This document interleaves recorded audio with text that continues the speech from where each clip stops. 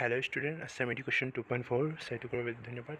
আৰু তোমালোকৰ বাবে লৈ আহিছোঁ যে এটা খবৰ যে তোমালোকৰ এটা নেশ্যনেল স্কলাৰশ্বিপৰ বিষয়ে, আৰু এইটো স্কলাৰশ্বিপ আগৰ পৰা আছিল আৰু এতিয়ালৈকে চলি আছে, আৰু এইটো স্কলাৰশ্বিপ অলপমান চেঞ্জ হৈছে, আপডেট কৰা হৈছে নতুনকৈ।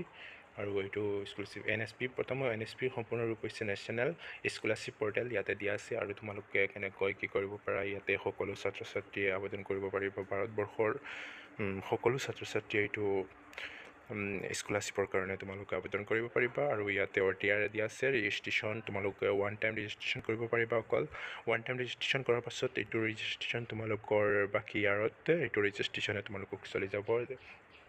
আৰু ৰেজিষ্ট্ৰেশ্যন কৰিবৰ বাবে তোমালোকে প্ৰথমত তোমালোকৰ আধাৰ কাৰ্ডৰ প্ৰয়োজন, আধাৰ কাৰ্ডৰ লগত মোবাইল নম্বৰৰ প্ৰয়োজন হ'ব। আৰু তোমালোকৰ KYCৰ ক্ষেত্ৰত তোমালোকৰ ফেচটো লাগিব। তোমালোকে এটা এপ আছে NSP এপ, এইটো তোমালোকে গুগল প্লে ষ্টৰত গৈ ডাউনলোড কৰি আৰু তোমালোকৰ ফেচটো দি তোমালোকক এইটো KYC আপডেট কৰিব। আৰু তোমালোকৰ লগতে লাগিব বেংক একাউণ্টৰ ক্ষেত্ৰত তোমালোকে প্ৰথমত তোমালোকে কি কৰিবা, বেংক একাউণ্টৰ ক্ষেত্ৰত তোমালোকে কোনখন বেংকৰ একাউণ্ট চুজ কৰিব।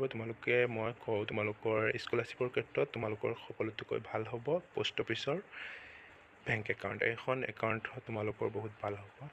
আৰু তোমালোকৰ এপ্লাই ফৰ স্কলাৰশ্বিপ যিটো ইয়াতে তোমালোকৰ এতিয়ালৈকে মানে মুকলি হোৱা নাই, এইটো অলপমান পিছত তোমালোকক এইটো এপ্লাইৰ কাৰণে তোমালোকক খুলি দিয়া হ'ব। তোমালোকে সকলোৱে এপ্লাই কৰিব পাৰিবা। আগতে তোমালোকক কৰিব লাগিব ৰেজিষ্ট্ৰেশ্যনৰ ক্ষেত্ৰত তোমালোকক আমি এটা ভিডিঅ' তোমালোকক আপলোড কৰি দিম, কেনেকৈ ৰেজিষ্ট্ৰেশ্যন কৰিব লাগে সকলো বিষয়ে তোমালোকে আপলোড কৰি দিম। আৰু তোমালোকে ইয়াতে সকলো দেখিব পাৰিছানে, মই প্ৰথমতে তোমালোকে দেখুৱাইছোঁ তোমালোকে কিদৰে কি কৰিব। তোমালোকে প্ৰথমতে এইটোত ক্লিক কৰিব, মই দেখুৱাই আছোঁ।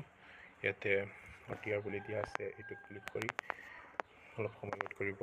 ইয়াতে লোডিং হৈ আছে, অলপ এনেকৈ লোডিং হৈ আছে। তোমালোকে ইয়াতে হৈ আছে inter OTR one time registration, অকল ওৱান টাইম ৰেজিষ্ট্ৰেশ্যন। আৰু পিছতে আৰু ৰেজিষ্ট্ৰেশ্যন কৰিব নোৱাৰিবা, এটাহে ৰেজিষ্ট্ৰেশ্যন নম্বৰ তোমালোকৰ কাৰ্যকৰী হ'ব। তোমালোকৰ বাকী কেইটাতো এইটোহে ৰেজিষ্ট্ৰেশ্যনে তোমালোকক চলি যাব। আৰু ইয়াতে তোমালোকে প্ৰথমত তোমালোকে কি কৰিব লাগিব, তোমালোকৰ যিহেতু OTR ৰেজিষ্ট্ৰেশ্যন নাই, তোমালোকে প্ৰথমত কি কৰিব লাগিব, লগইনত পৰা ইয়াতে ৰেজিষ্টাৰত ক্লিক কৰিব। ৰেজিষ্টাৰত ক্লিক কৰাৰ পাছত অলপ সময় ৱেইট কৰিব। ইয়াতে পাছতে দিয়া আছে এইখিনি ক্ৰাইটেৰিয়া দিয়া আছে। তোমালোকে এইটো দুটা বক্স আছে, দুটা বক্সত তোমালোকে ক্লিক কৰিব। ক্লিক কৰাৰ পাছত এনেকৈ আহি যাব। ইয়াৰ পাছত নতুন এখন পেজ লোডিং হ'ব।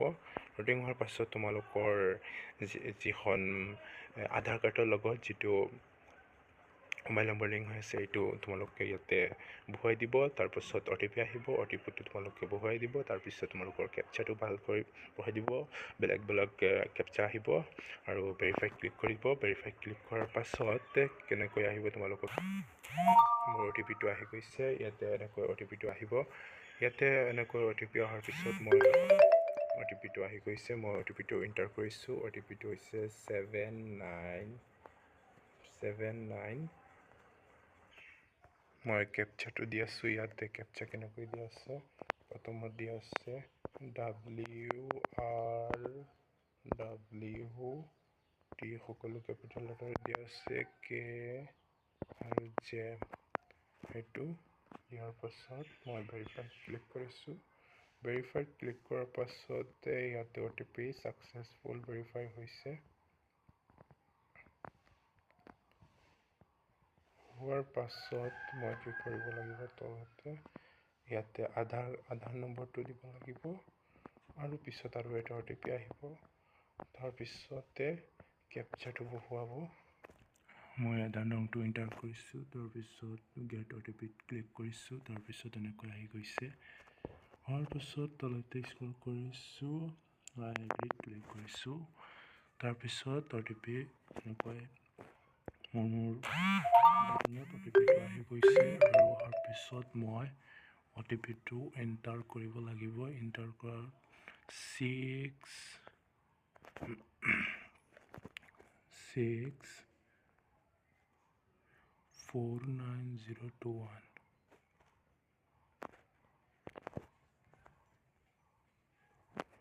49021 এনেকৈ কৰিছোঁ। কৰাৰ পাছত এইটো সকলো এণ্টাৰ কৰাৰ পাছত কেপচাটো এণ্টাৰ কৰিব লাগিব। মই কেপচাটো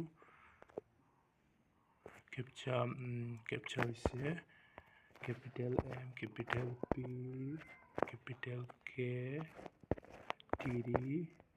capital L, capital M। Click কৰাৰ পাছতে ভেৰিফাইড ক্লিক কৰি দিম। ক্লিক কৰাৰ পাছত এনেকৈ ছাকচেছফুল হয় আহি আছে। মোৰ এইটো নম্বৰটো আহি গৈছে। মই আপলোডক ক্লিক কৰিছোঁ। ক্লিক কৰাৰ পাছতে মোৰ এনেকৈ সকলোবোৰ আহি গৈছে।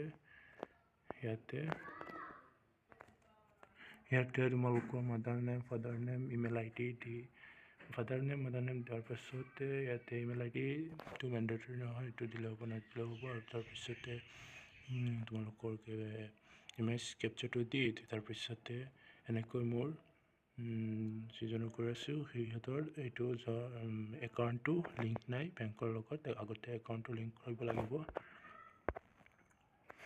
সকলোবোৰ মই ফিল আপ কৰিছোঁ। ফিল আপ কৰাৰ পাছত মই ইমেজত ক্লিক কৰিছোঁ। ইয়াতে ক্লিক কৰাৰ পাছত মোৰ এনেকৈ দেখুৱাই আছে যে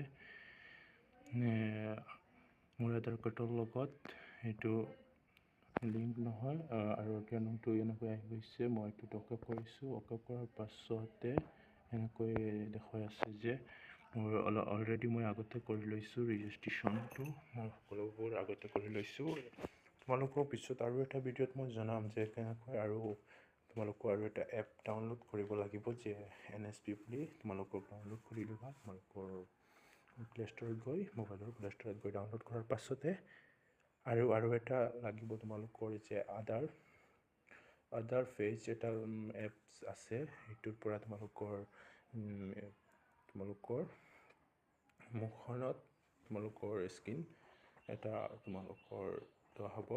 আৰু ইয়াৰ পাছতে তোমালোকৰ KYC আপডেট কৰিব লাগিব। ইয়াৰ জৰিয়তে এপৰ জৰিয়তে তোমালোকে KYC আপডেট কৰাৰ পাছত তোমালোকৰ পাছৱাৰ্ড তোমালোকে কেনেকৈ সকলোবোৰ আৰু এটা ভিডিঅ' তোমালোকক জনাম।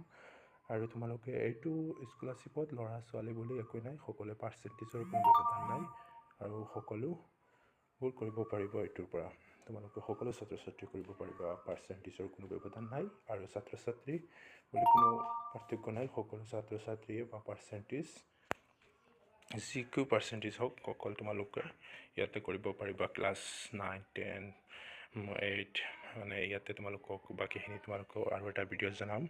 আৰু তোমালোকে ভিডিঅ'টো প্ৰথমৰ পৰা শেষলৈ চোৱাৰ বাবে ধন্যবাদ।